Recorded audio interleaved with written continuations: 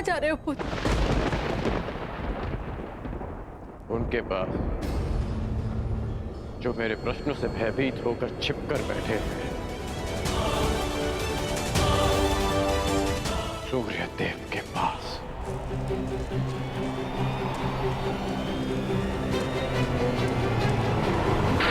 मेघों के आवरण से बाहर निकलिए सूर्यदेव।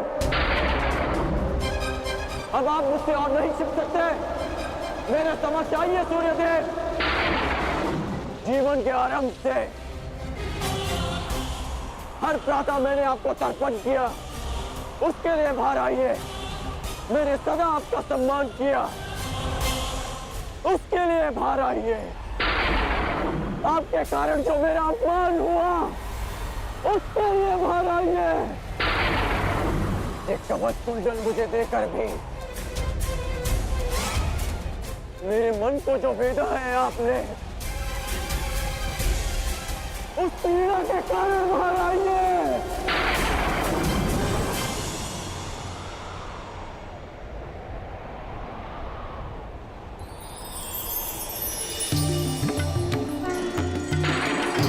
शहरवि संप्राप्तः भास्करो लोकपाल। उत्कर्ण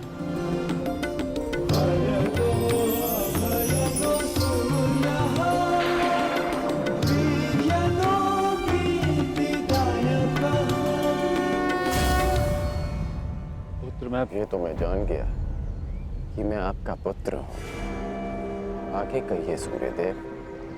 पुत्र, मैं विवश था तुम्हारे जन्म के लिए भी और तुम्हारी पहचान छिपाने के लिए भी। महर्षि दुर्वासा ने देवी कुंती की सेवा से प्रसन्न होकर उन्हें यह आशीर्वाद दिया कि वो जिस भी देवता का आवाहन करेंगी वो उन्हें पुत्र देंगे।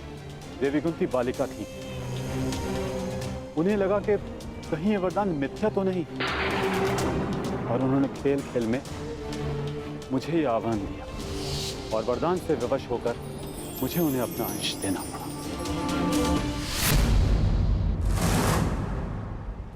विवश थे आप? क्या आज विवश नहीं है? माता कुंती को मुझे अपनाने में समाज का भय था, परंतु आपको किस बात का भय था? आपने मुझे सत्य क्यों नहीं बताया? संसार भर को प्रकाश देने वाले ने अपने ही अंश को अंधकार में रखा। क्यों? जब संसार मुझे सूत पुत्र कहकर नीचा दिखाता रहा, तब आपकी दृष्टि क्यों नहीं झुकी? जब सब मुझसे मेरा अधिकार छीनते रहे, तब आपके अहंकार को ठेस क्यों नहीं पहुंची? क्यों तब तक आप मेरी प्रतीक्षा करते रहे, जब तक मुझे स्वयं ज्ञात नहीं हो गया कि मैं आपका पुत्र हूं? क्यों मुझसे सत्य को दूर रखा आपने? क्यों? मैं मानता हूं कि मैंने तुम्हें सत्य से दूर रखा, परंतु मैं सदैव तुम्हारे साथ था। मैं नहीं चाहता था कि समाज को इस बात का ज्ञान हो। मैंने तुम्हें ये कवच और कुंडल इसलिए दिए ताकि तुम अपने हृदय को और भी अधिक बलशाली बना सको। तुम्हें समाज की कठोरता को सहने की शक्ति मिले। मुझे क्षमा कर दो। आपके अश्रु मुझे सांत्वना नहीं दे रहे, अपितु भान करा रहे हैं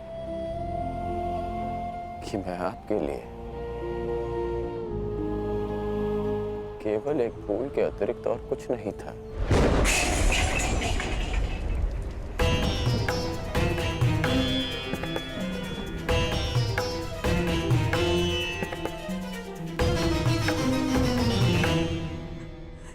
हे ईश्वर, मेरे पुत्र की सहायता करना।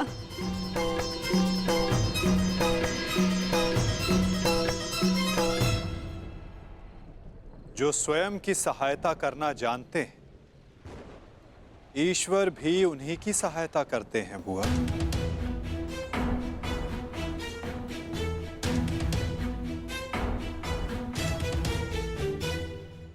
मैं सदा आपकी पूजा करता रहा, आपको तर्पण देता रहा, और भविष्य में भी मैं ऐसा ही करूंगा।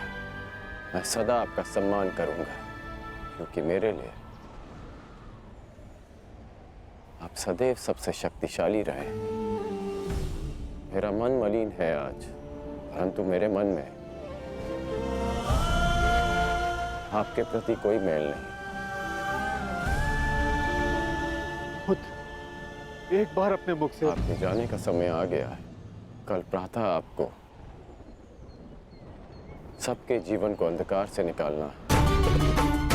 विश्राम कीजिए पिताश्री। कल्याण हो तुम्हारा। ऐसी अवस्था में भी तुमने अपने पिता को तृप्त किया। धन्य हो तुम, दानवीर कर्ण।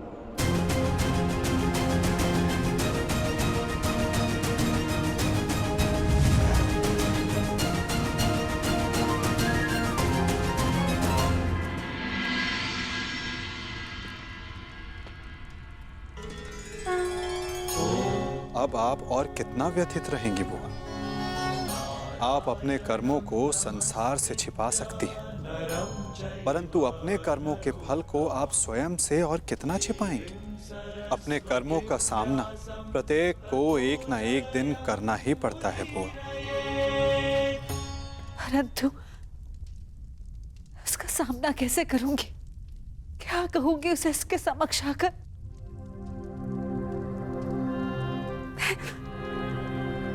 मैं कैसे उसे समझाऊंगी कान्हा?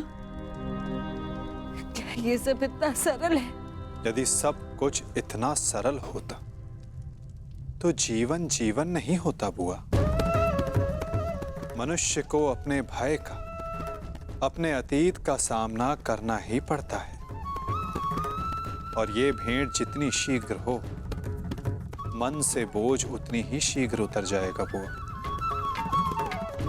जाइए बुआ, समय आ गया है सत्य का सामना करने का। समय आ गया आपको आपके ज्येष्ठ पुत्र से मिलने का।